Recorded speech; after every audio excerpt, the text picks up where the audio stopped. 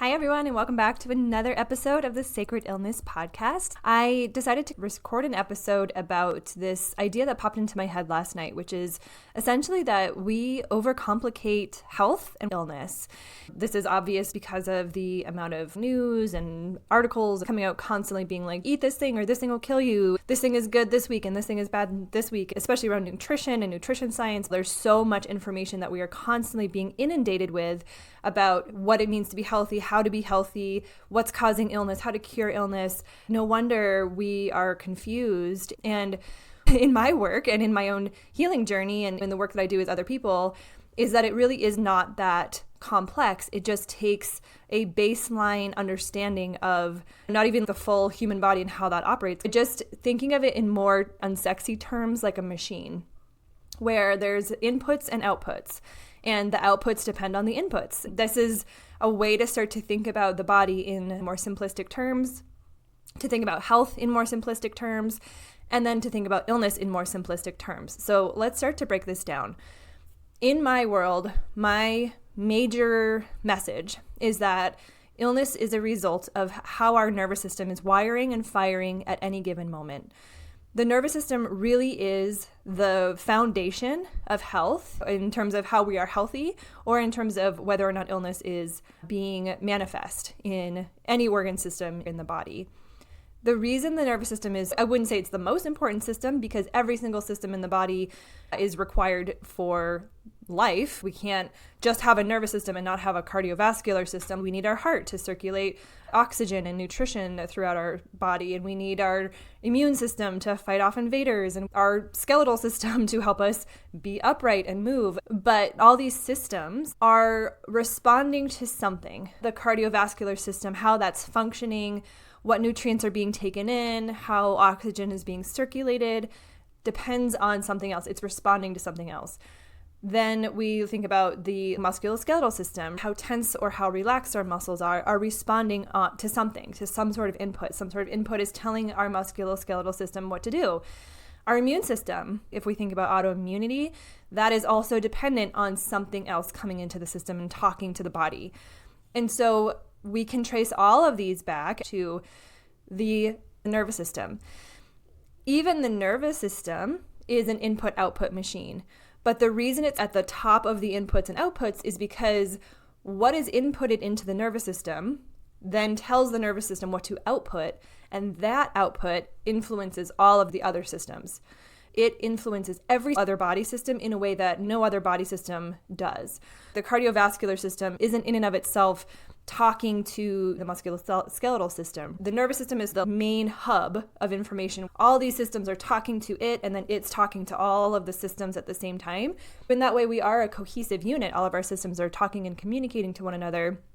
But the nervous system is the major hub. It's like the train station where all the trains are coming in and out. Those trains are not influencing one another. They're all coming into the hub where all the information is being circulated and new information is going out depending on what's going on at the train station. Hopefully that's a helpful analogy. So let's talk about this idea of what is influencing the nervous system. Because if this is the hub, if this is the ultimate input-output machine in our body, and the outputs depend on the inputs, and then those outputs change everything in the system, what is it that's being inputted into the nervous system? And as I said at the beginning, if we think about this in really unsexy terms, it helps to simplify this idea of health being complicated. If we think about what is being inputted into this machine, then it's really a matter of working on the inputs to influence the outputs to influence our health. A lot of the inputs that are now influencing the outputs in our adult life happened in childhood. Maybe we had strict parents or a strict school. Maybe we were bullied, or we had some sort of major loss or other traumatic experience as a child. Life programs us from moment zero. We do know that the influence on our nervous system begins in utero. If the person who carried us during their pregnancy had high stress, there's high cortisol circulating through their system, our little fetal body picks up on that, and our body starts to respond to that. Our body is programmed, developing and learning that cortisol means something stressful is happening. And so even in utero, we can start to get programmed with this idea of I'm not safe, the world isn't safe. So that programming begins before we're even born. And then, of course, we're born. Depending on what world we're coming into, our little computer can have inputs that are either in alignment with health and well-being or completely contrary to it, where everything coming into our system is anti-life, anti-well-being, anti-goodness, peace, groundedness, safety, and calm. Safety is really the big one there. Or it can be a mixture. All these inputs are coming in to our very young nervous system. And we know from the ages of 0 to 7, whatever's coming into our system is the most influential for our life until or unless we go in and understand what got programmed into our system and do something to change it. And so let's say we had a caregiver who told us we're stupid, for example. Just like, oh my gosh, you're so stupid. Why do you do that? You're so stupid. Just over and over. That keeps getting repeated. And because we are young and we don't know any better and we assume, okay, this person is saying this to me, they are the authority, they are obviously right, I must be stupid, that gets programmed into our nervous system. And so that story carries a resonance with it. It has a certain impact on our system because being told you're stupid is not a good thing. It doesn't feel good into our body, and it doesn't result in positive feelings. It certainly doesn't result in groundedness and calm in our nervous system. It's going to elicit some sort of stressful response like, oh my gosh, I'm stupid. I have to either try harder or not try at all or cover it up or pretend. We go into this place where we start to manage that input in such a way that it creates a stress response. Everything around that becomes stressful, whether it's I can't let people see that I'm stupid or I'm so stupid I don't even care anymore and we just give up on life. None of that feels good. So no matter what the outcome of the stressful input is, the output is also stressful in whatever way it manifests. That story coming into our system is the input, the output is stress, and that story outputted as stress into the system is saying, we're not safe, something bad is happening, and that's going to influence every other system in the body. This is the way that I talk about trauma. So what we're talking about here is broadly referred to as traumatic experiences.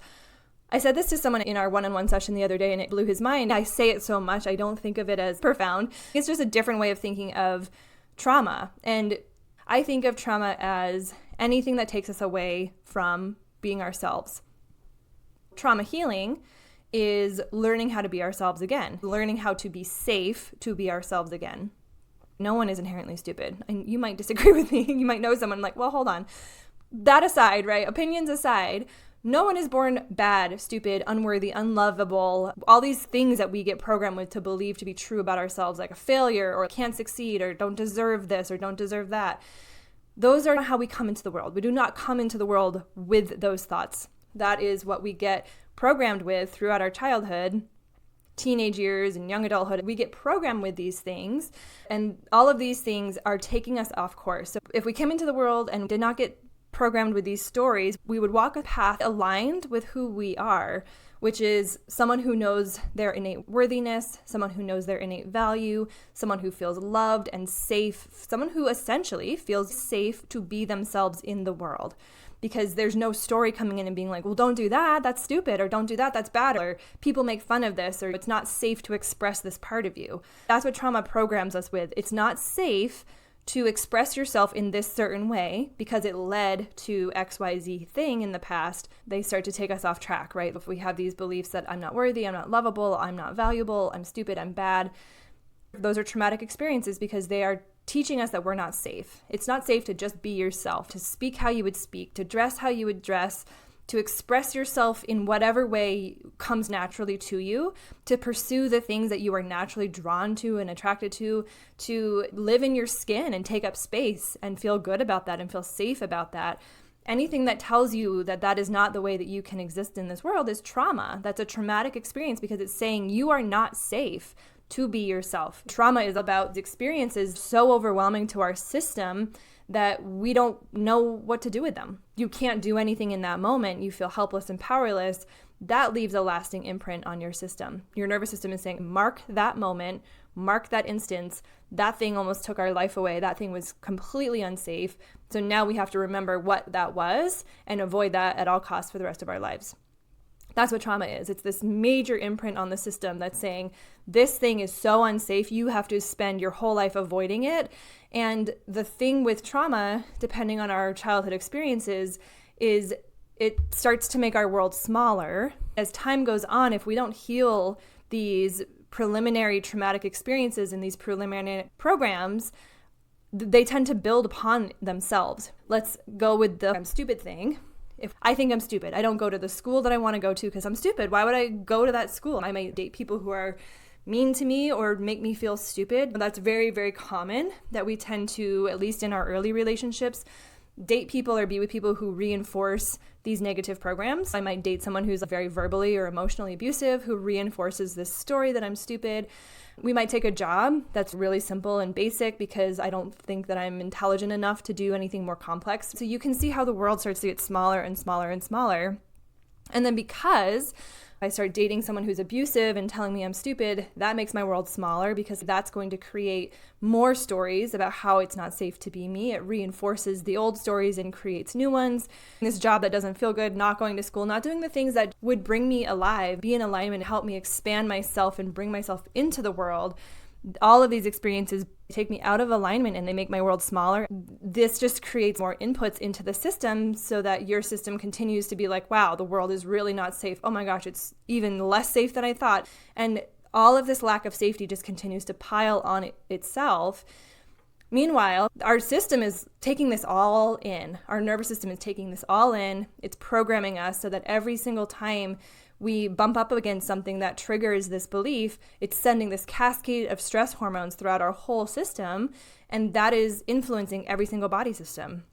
Our blood pressure goes up, our immune system gets suppressed, our gastrointestinal system gets suppressed. So either we see very slow transit and indigestion and heartburn, or we see really fast transit, definitely lack of absorption of nutrients.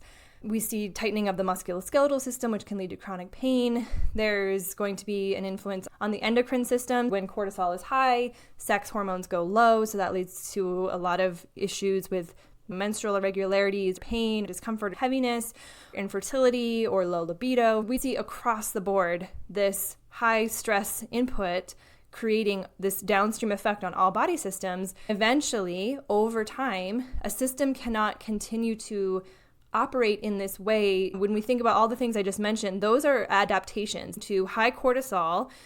Cortisol is causing all these body systems to operate differently. They're adaptations to that cortisol coming into the body.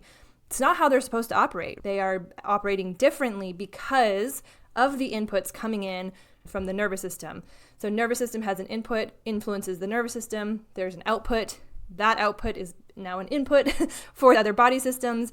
That input is changing how they are operating, and so they output something different. And that chronically different output is the basis of chronic illness. Whatever's coming into the nervous system telling you that you're not safe to be yourself, whatever's coming into your system that's telling you that the world is not safe, is becoming an output from the nervous system that's then received by all the other body systems, and they are changing their operation in response and outputting something that eventually causes illness because they cannot continue to output a different function that is off of their baseline for too long before it starts to become illness. If you're chronically influencing the GI system in that way, you're eventually going to have what people call IBS. It's like, well, I don't know, you're having diarrhea one day and you're constipated the next, it's IBS, there's no treatment, you're probably just anxious.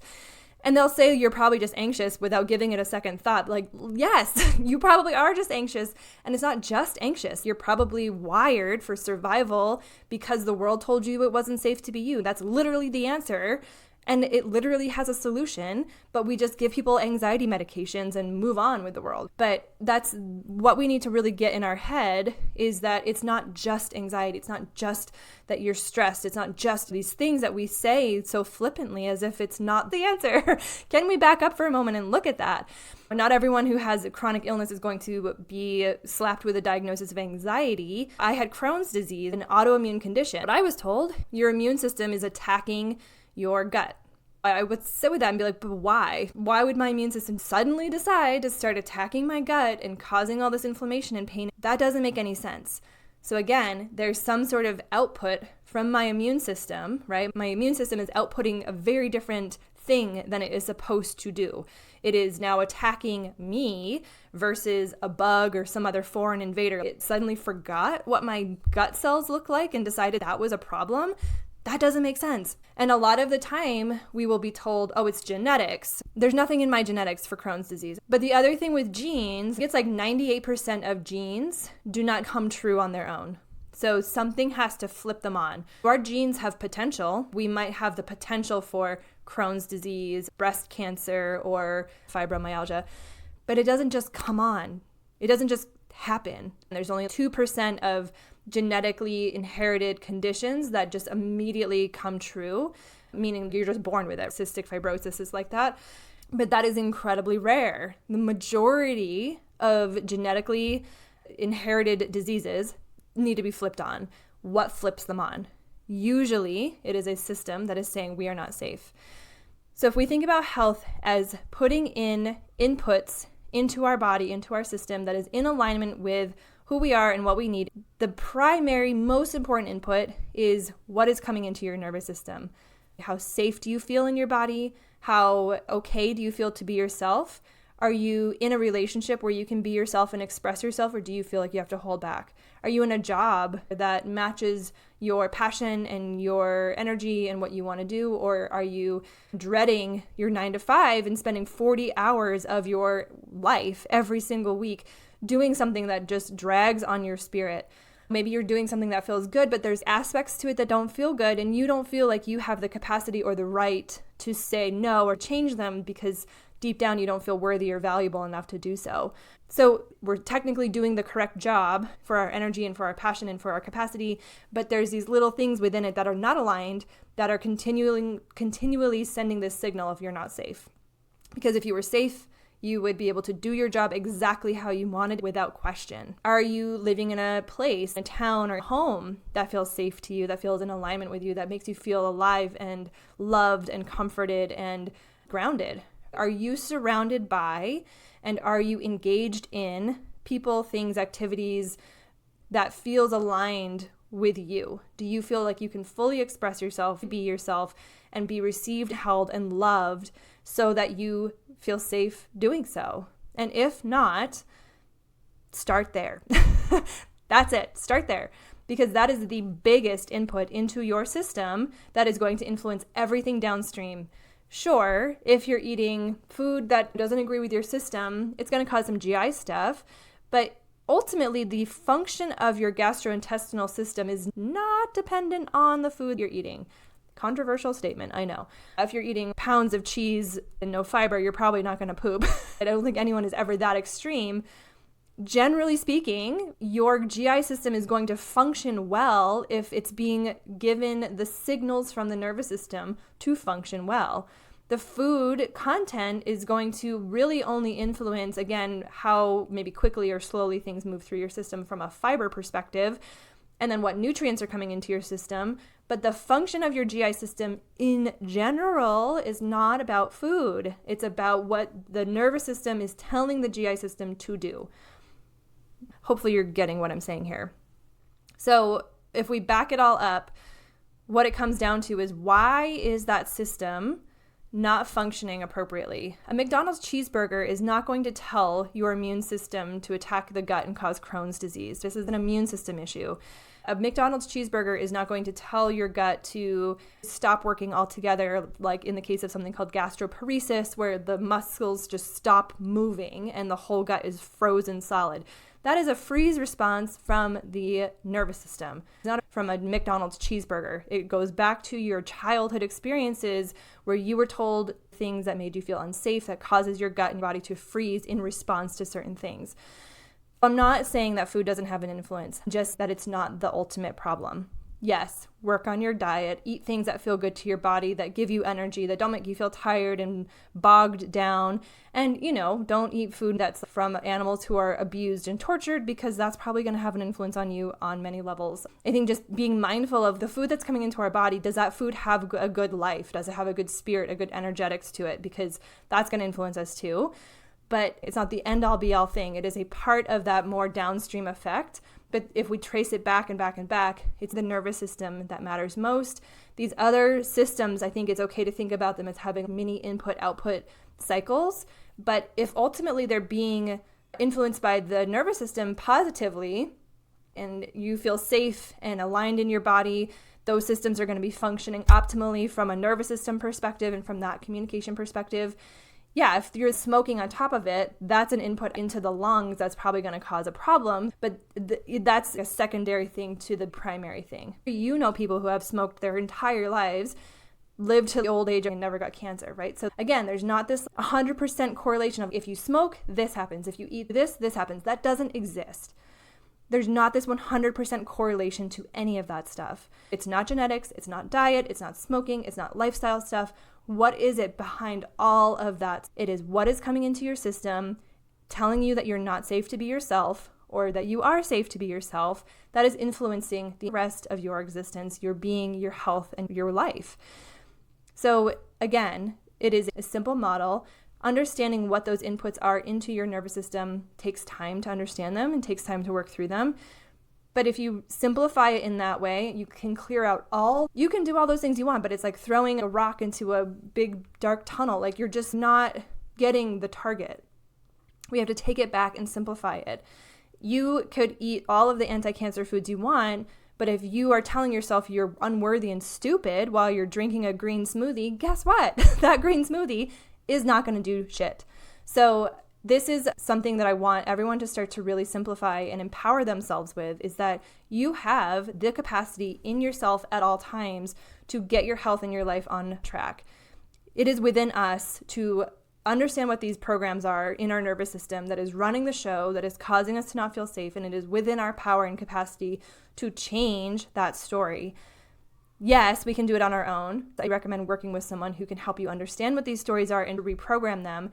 Number one, it's identifying what are these stories that I'm running on that are not true, that are not in alignment, that are creating this feeling of lack of safety in my system. Number two, we have to reprogram them, which we know that we can. The nervous system is reprogrammable, and that is an amazing thing. We can take a story that got programmed into us as a child, and we can reprogram it in adulthood and change that entire narrative, and therefore change the entire impact that that story has on our body. This is the work that I teach within my community. I'm going to be rolling out a group journey through this work in identifying what are these inputs into your nervous system that are causing the outputs that are eventually downstream leading to chronic illness. How do we start to rewrite those stories? How do we reprogram them? And who is your illness inviting you to become? That is my tagline. Your illness is here for a reason, and it's not because you ate McDonald's yesterday. It's because there are inputs coming into your system, probably from childhood, that are taking you off course over and over again, causing your entire body to respond differently than it would otherwise. That's what your illness is about. Your illness is this invitation to say, you are off track. You are not in alignment with who you are. You are not on the path that is in alignment with your purpose and your core or the authentic self. How do we get you back on track with that? This illness is an opportunity. It's an invitation for you to acknowledge that this is what's going on behind the scenes. Again, not because you ate McDonald's yesterday, not because you smoked a cigarette. Those things probably aren't helping you, but they're not the problem. They are not the reason why your chronic illness is here. The invitation is not for you to just quit smoking. The invitation is for you to get into yourself, into your body, and into your life in a way that is so aligned and so safe that your entire physiology shifts in response to it. Thanks for listening, and I'll see you next time.